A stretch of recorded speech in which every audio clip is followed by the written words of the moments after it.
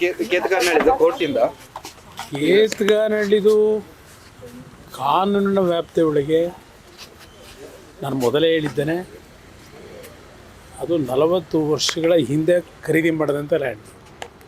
ಅಲ್ಲಿ ಯಾವುದೇ ಅತಿಕ್ರಮಣ ಮಗದೊಂದು ಈಗಿನ ಸರ್ಕಾರದಲ್ಲಿ ರಾಜಕೀಯದ ಒಂದು ವೆಂಜನ್ಸಲ್ಲಿ ಏನೋ ಮಾಡ್ಕೊಂಡು ಇಲ್ಲಿಗಲ್ ವೇನಲ್ಲಿ ಸರ್ಕಾರ ಹೊರಟಿರ್ತಕ್ಕಂಥದ್ದು.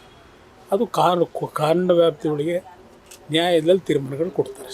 ದ್ವೇಷದ ರಾಜಕೀಯಕ್ಕೆ ಮುಂದಾಗಿದ್ರು, ಕೋರ್ಟ್ ಅವರಿಗೆ ಈಗ ಚಟಿ ಬಿಸಿರೋದು ಸರ್. ಈಗ ಕೇಂದ್ರ ಸರ್ಕಾರದ ಮೇಲೆ ಹೇಳ್ತಾರಲ್ಲ, ರಾಜ್ಯ ಸರ್ಕಾರದಲ್ಲಿ ಇವ್ರು ಮಾಡ್ತಿರೋದೇನು? ಇವರು ರಾಜ್ಯ ಸರ್ಕಾರದ ಅಧಿಕಾರಿಗಳನ್ನ ಇಟ್ಕೊಂಡು ಇವ್ರು ಯಾವ ರೀತಿ ವೆಂಜನ್ಸ್ ಪಾಲಿಟಿಕ್ಸ್ ಮಾಡ್ತಾಯಿದ್ದಾರೆ ನಾನು ಕೇಳ್ತಕ್ಕಂಥದ್ದು. ಅದು ಇದಕ್ಕೆಲ್ಲ ಕಾಲ ಉತ್ತರ ಕೊಡುತ್ತೆ ಸರ್. ನಿನ್ನೆ ಸರ್ ವಸತಿ ಇದರಲ್ಲಿ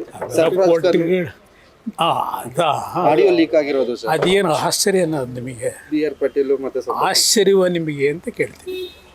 ಸರ್ಕಾರ ನಡೀತಾ ಇದೆ, ಅದ್ರ ನಿರಂತರವಾಗಿ ನಡೀತಾ ಇದೆ. ಪರ್ಸೆಂಟೇಜ್ಗಳು ಸೈಟ್ಗಳು ಕೊಡಬೇಕಾದ್ರೆ, ದುಡ್ಡು ಕೊಡಬೇಕಾದ್ರೆ ಎಲ್ಲ ರೀತಿಯಲ್ಲೂ ಪರ್ಸೆಂಟೇಜ್ ಎಲ್ಲ ಇಲಾಖೆಯೂ ನಡೀತದೆ.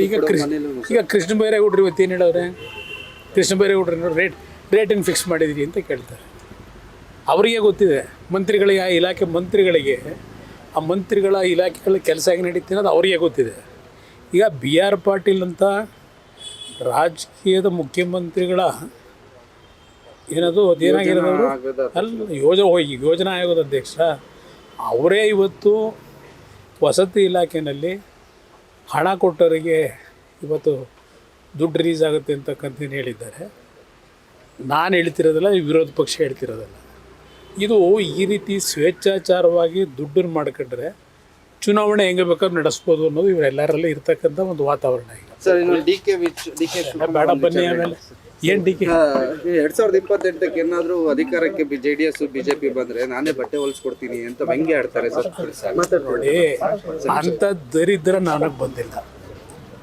ಅವರಿಂದ ನಾನು ಬಟ್ಟೆ ಹೊಲಿಸ್ಕೊಳ್ಳೋದು ಇದೆಲ್ಲ ಅಂಥ ದರಿದ್ರ ಈ ನಾಡಿನ ಜನತೆ ನನಗೆ ಕೊಟ್ಟಿಲ್ಲ. ದರಿದ್ರ ಇರೋದು ಅವರಿಗೆ, ದುಡ್ಡಿನ ದರಿದ್ರ.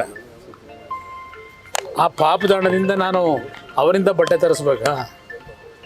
ನನಗೆ ಬಟ್ಟೆ ಬೇಕಾದರೆ ಈ ನಾಡಿನ ಜನ ಇದ್ದಾರಲ್ಲ, ಇಲ್ಲಿವರೆಗೆ ಬೆಳೆಸಿರೋರು, ಅವರೇ ತಂದು ಕೊಡ್ತಾರೆ. ಇಂಥ ಪಾಪದಣ ಲೂಟಿ ಹೊಡೆದಿರ್ತಕ್ಕಂಥ ಇಂಥ ವ್ಯಕ್ತಿಗಳಿಂದ ತರಿಸ್ಕೋಬೇಕಾ? ನಾನು ಅಂಥ ದರಿದ್ರ ಬಂದಿದ್ದೀನಿ ನನಗೆ. ಬನ್ನಿ. ಹಾಂ,